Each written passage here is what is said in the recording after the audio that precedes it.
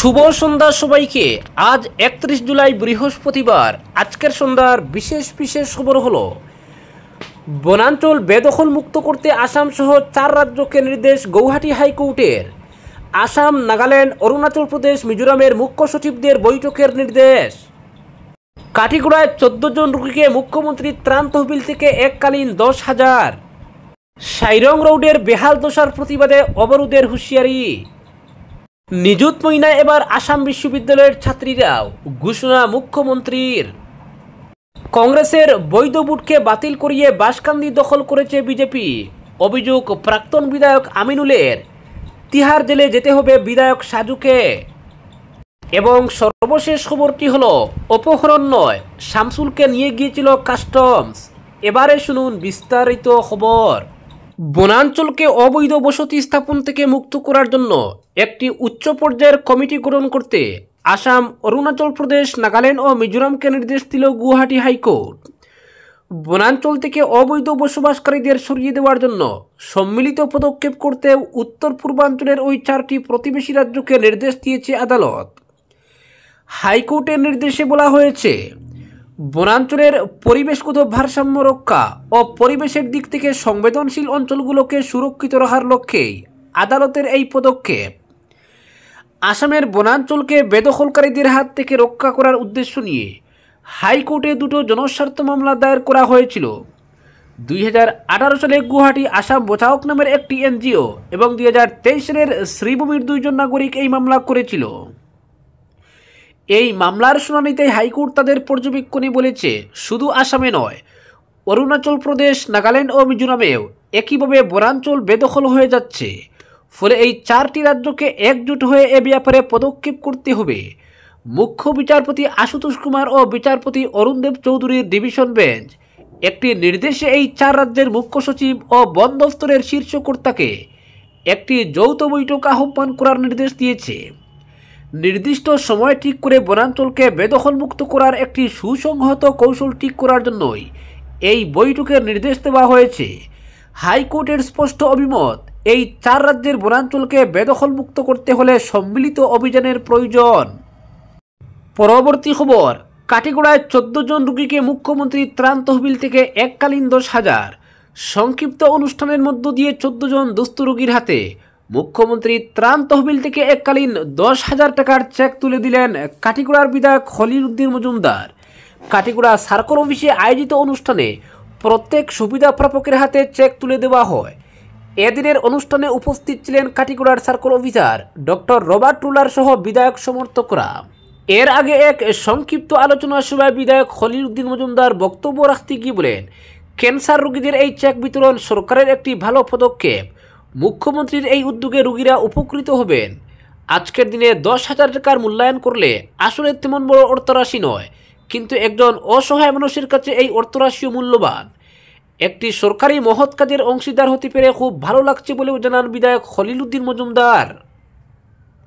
পরবর্তী খবর, নিযুত মইনায় এবার আসাম বিশ্ববিদ্যালয়ের ছাত্রীরাও, বললেন মুখ্যমন্ত্রী হিমন্ত। আগামী 6 আগস্ট রাজ্যে দ্বিতীয় পর্যায়ের নিযুত মইনা প্রকল্প শুরু হচ্ছে। নিযুত মইনা 2.0 প্রকল্পের যথাযথ রূপায়ণে বুধবার পর্যালোচনা করলেন মুখ্যমন্ত্রী হিমন্ত বিশ্ব শর্মা। এই পর্যালোচনা বৈঠকেই মুখ্যমন্ত্রী জানান, নিযুত মইনা প্রকল্পের অধীনে এবার আসাম বিশ্ববিদ্যালয়, তেজপুর বিশ্ববিদ্যালয় ইত্যাদি কেন্দ্রীয় বিশ্ববিদ্যালয়ে অধ্যয়নরত আসামের ছাত্রীদেরও নিয়ে আসা হবে।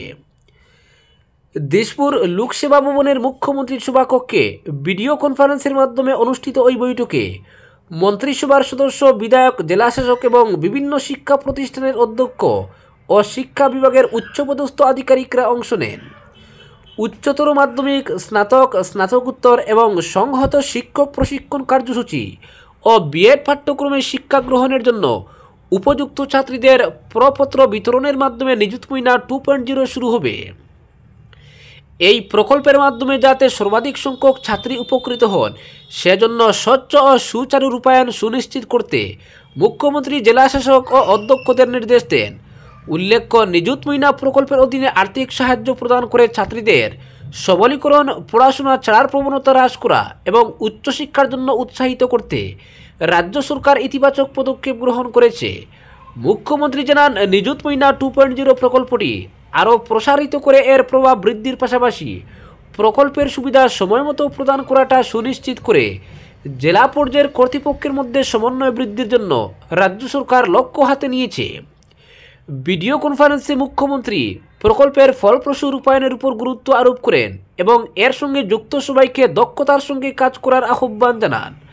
মুখ্যমন্ত্রী বলেন, নিযুত ময়না 2.0 শুধুমাত্র একটি কল্যাণমূলক প্রকল্প নয়, এটি আসামের প্রতিটি ছাত্রীর স্বপ্ন পূরণে এবং শিক্ষা গ্রহণে সহায়তা করার ক্ষেত্রে রাজ্য সরকারের একটি অঙ্গীকার। তার কথায়, আমরা যখনই ছাত্রীদের শিক্ষার জন্য বিনিয়োগ করি, এর অর্থ হচ্ছে রাজ্যের ভবিষ্যতের জন্য বিনিয়োগ করি। এছাড়াও কোনো যোগ্য ছাত্রী যাতে বাদ না পড়ে সেজন্য মুখ্যমন্ত্রী আধিকারিকদের একটি নতুন তথ্যকোষ প্রস্তুত করতে এবং সুবিধাপ্রাপক শনাক্তকরণ প্রক্রিয়া সুশৃঙ্খলভাবে করতে ও তৃণমূল পর্যায়ে সচেতনতা অভিযান চালাতে মুখ্যমন্ত্রী নির্দেশ দিয়েছেন। পরবর্তী খবর, হাইলাকান্দি শহরে মঙ্গলবার দুপুরে সংঘটিত অপহরণকাণ্ডের রহস্য ভেদ হয়েছে। হাইলাকান্দি পুলিশের তরফ থেকে জানানো হয়েছে, গাংপার গ্রামের শামসুল হক মজুমদার মঙ্গলবার শহরের সৎসঙ্গ আশ্রমের সামনে থেকে বাস্তবে অপহৃত হননি। তদন্তের জন্য তাকে সেন্ট্রাল কাস্টমের একটি দল শ্রীভূমি জেলায় নিয়ে গিয়েছিল। তবে এক্ষেত্রে কাস্টমের এই দল হাইলাকান্দি পুলিশকে কোনো তথ্য না দিয়েই এই অভিযান চালিয়েছিল। আজ সেন্ট্রাল কাস্টমের তরফ থেকে জিজ্ঞাসাবাদের জন্য শামসুলকে বদরপুর পুলিশের হাতে সঁপে দেওয়া হয়। বর্তমান শামসুল তার পরিবারের সঙ্গে নিরাপদে রয়েছেন। মুক্তিপণের দাবি প্রসঙ্গে পুলিশ জানিয়েছে, হঠাৎ শামসুল সন্তানহীন হয়ে যাওয়ায় একটি দুষ্টচক্র হয়তো অসৎ উদ্দেশ্যে এর সুযোগ নিতে চাইছিল। তাই শামসুলকে তারা অপহরণ করিয়ে জানিয়ে 7 লক্ষ টাকা মুক্তিপণ দাবি করা হয়েছিল। এই বিষয়ে রাতে শামসুলের পরিবার একটি অপহরণের মামলাও সদর থানায় দায়ের করেছিল। মুক্তিপণ দাবি করার বিষয়টি নিয়ে পুলিশ এখনও তদন্ত করছে বলে জানানো হয়েছে। তবে সেন্ট্রাল এক্সাইজ বিভাগের দল কেন শামসুলকে হাইলাকান্দি শহর থেকে ফিল্মি কায়দায় উঠিয়ে নিয়ে গিয়েছিল এটা এখনও স্পষ্ট হয়নি। স্থানীয় পুলিশ বিভাগকে না জানিয়ে কেন এই অভিযান চালানো হয়েছিল এ নিয়েও রহস্য সৃষ্টি হয়েছে। পরবর্তী খবর, কংগ্রেসের বৈধ ভোটকে বাতিল করিয়ে বাঁশকান্দি দখল করেছে বিজেপি, বললেন প্রাক্তন বিধায়ক আমিনুল।